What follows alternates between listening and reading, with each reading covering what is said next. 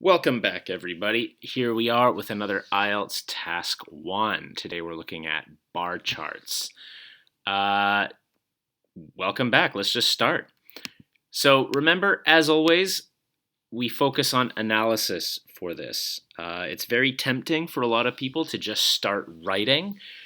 In this test, I strongly recommend that you take about 5 minutes to actually analyze and make a plan. If you do that, you will build up your analysis skills.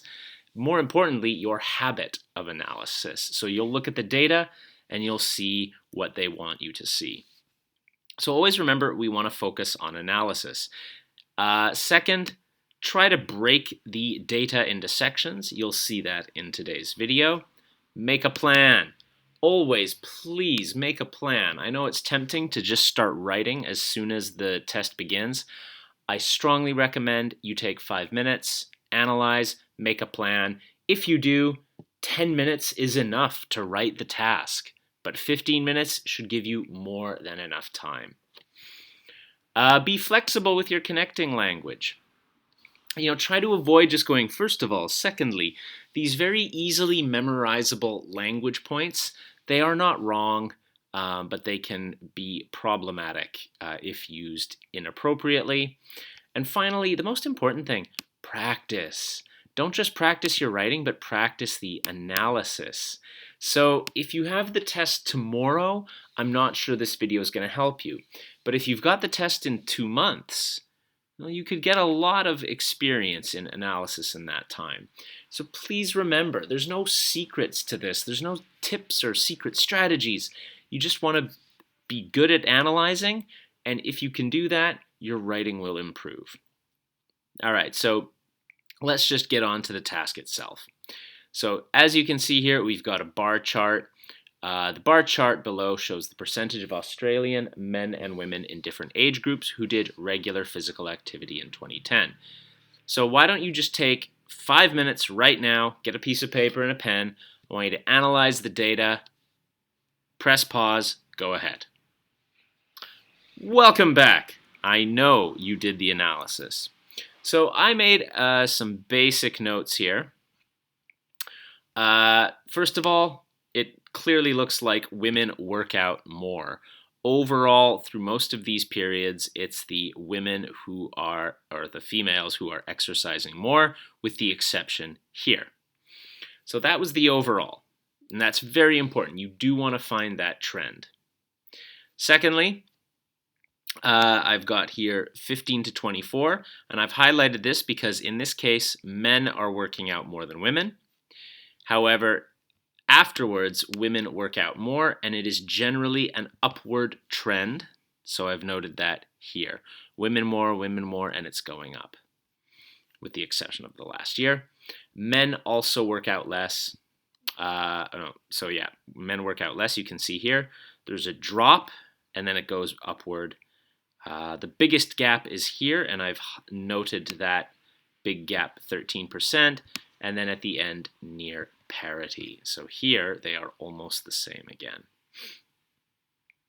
All right, so let's get into this. The bar chart shows the percentage of Australian men and women in different age groups and their workout habits. Now, look, I actually don't recommend paraphrasing. I would just say copy the phrase. It really doesn't make a difference. As long as you write another 150 words, don't worry about it. So just, yeah, copy it out. Because if it takes you 3 minutes to paraphrase, you're really just wasting time. Overall, women were more active than men. Now, I just thought about this now, but I've chosen to go with the past tense because it's in 2010. If you write it in the past or in the present, it doesn't really matter. My advice is pick one and stick with it. If you say women are more active than men, it's a little weird, but it's not a big problem. For men and women aged 15 to 24, exercise habits were strong. Men worked out more at 52.8%, while 47% of women worked out. So this is the key point here. I've got what here is the trend, strong workout habits. So trend, and then I follow it up with data. And this is one of the main things you want to have in your IELTS writing. Trend data. Trend data. Then I end with, after age 24, however, the trend changes. From ages 25 to 64, women worked out more. All right, so this first sentence has shown that in this paragraph, I will be talking about women predominantly. And showed a clear upward trend as they got older. So here we've got the trend rising to 48.9%, ages 25 to 34. So trend data. There is then a more notable increase among those 35 to 44, 52.5. So again, notable increase and data. So again, trend data before increasing slightly to 53.3 where it peaks. So I've highlighted that little trend here. I've pointed out that point here that it's 53.3.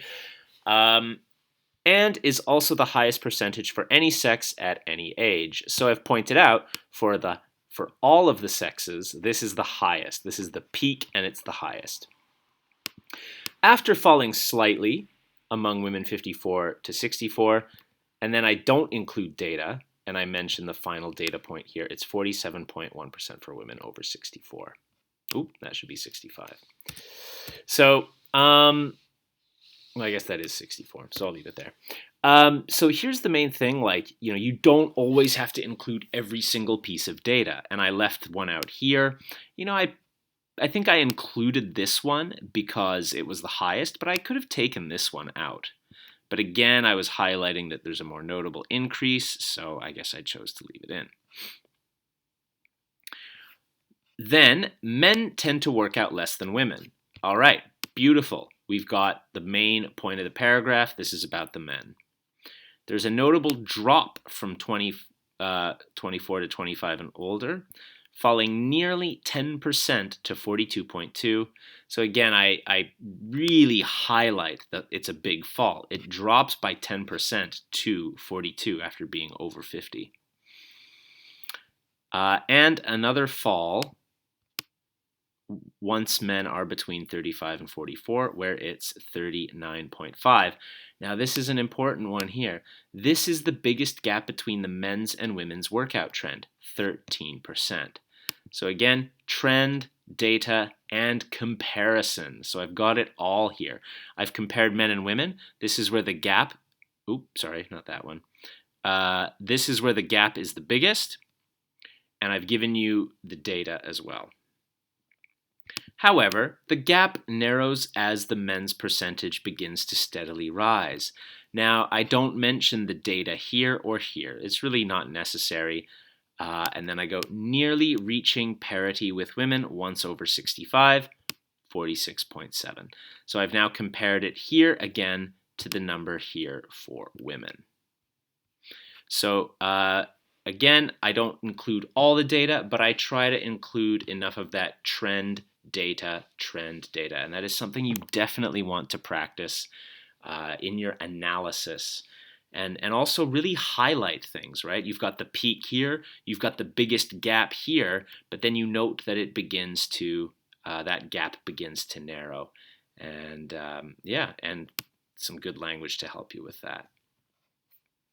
All right, that's all. Another short video. So just remember, trend and data. And please, as I said at the beginning, this is all about practice, practice, practice. This is not a skill, this is a habit. If you are good at looking at the data and figuring it out, you're going to do well on the test.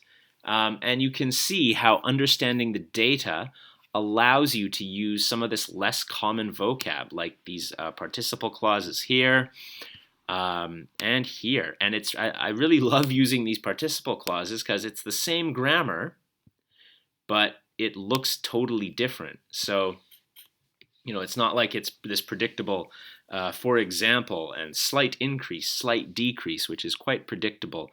So, yeah, we'll just leave it there, everyone. Hope you enjoyed that. If you have any questions, feel free to leave them in the comments section. and have yourselves a good day.